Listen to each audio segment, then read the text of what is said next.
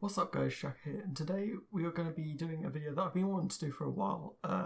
I'm a vapor, and I recently picked up the Smok Nfix, a bit upside down there you go, the Smok Nfix. It's a brand new vape pod device, and I just want to give it my opinion for those of you who might want to buy it in the future, and how good it is in general.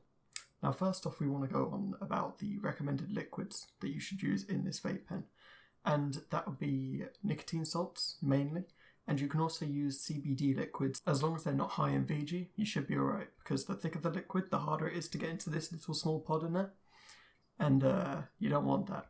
If the liquid is too thick, then it's going to clog up, it's going to smoke a lot, and it's not something you want, especially if you're switching from cigarettes to a vape pen. Now in terms of the pod performance, here is the little pod.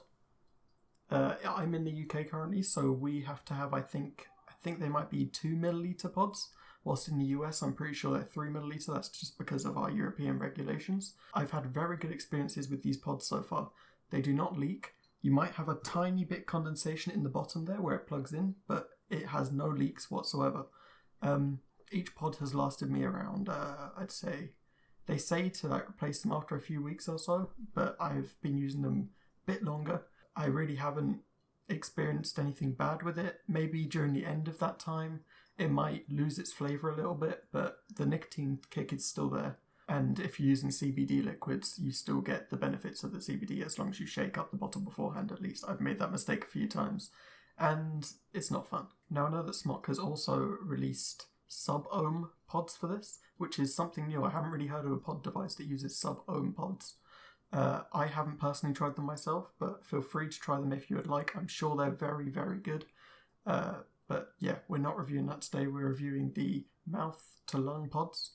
And this is coming from somebody that has previously owned a sub-ohm, and this is actually my first mouth-to-lung experience with a pod device. Now I can't show this on my webcam because it's a little bit of shitty camera quality, but there's a panel on the vape, on the front of the vape, that has the wattage, the ohms and the volts, the battery percentage, and the amount of puffs you've taken since you've replaced the pod. So I click it back in like this after taking it out, and it resets back to 0, which is quite useful because then you can keep track of how many puffs you take in a day if you want to regulate your consumption of nicotine or whatever else you decide to put in it. I'll put a picture of that up on the screen now so you can see it in a bit better quality than on my webcam, because as you can see, if I have it there, you can't really see it very well.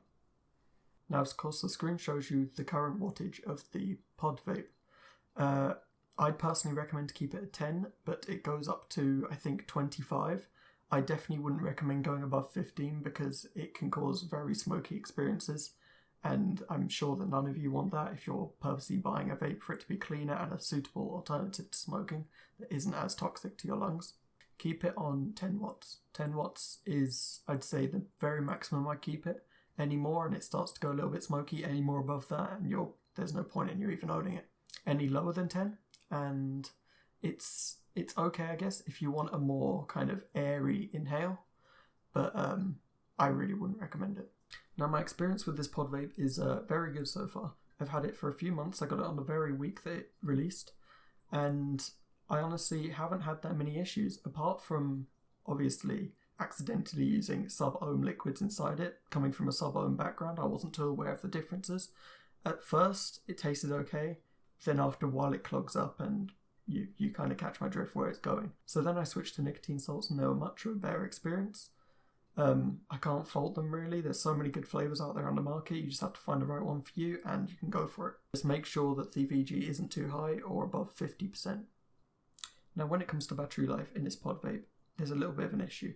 It only has 700 milliamps in it, and that runs out quite quickly if you're continuously vaping throughout the day. However, it's very good here because there is a USB-C port on it. I think you can see it there. Yeah, USB Type-C port. And that comes with a supplied cable, so you can make sure that you're not overcharging it and you're not going to be charging it too little. Now, as long as you use the cable that comes with the product, you should be okay, and it shouldn't overcharge, it shouldn't undercharge. And it charges up to 100% in about an hour. The build quality of this vape is very strong. I'm pretty sure it's aluminium. The engravings on it, you've got the Smok logo there, and then you have the Nfix logo there. They can't rub off, not even with sharp nails. You'll be fine with that. They're properly engraved into the casing. Overall, very, very nice build quality. Now there's a button on here. That button is used for changing the wattage, but not to fire off the vape. This is an auto draw vape, and it will trigger whenever you start breathing in through it. If there's an issue with the vape, it will cut off automatically to make sure that you don't hurt your lungs or hurt your body in any way, and ultimately to keep the user safe. If you're inhaling on this for more than 8 seconds, then I'm pretty sure it will stop heating up. I think it's 8 seconds, it could be 10 seconds, but don't get me wrong, it's very safe for the user.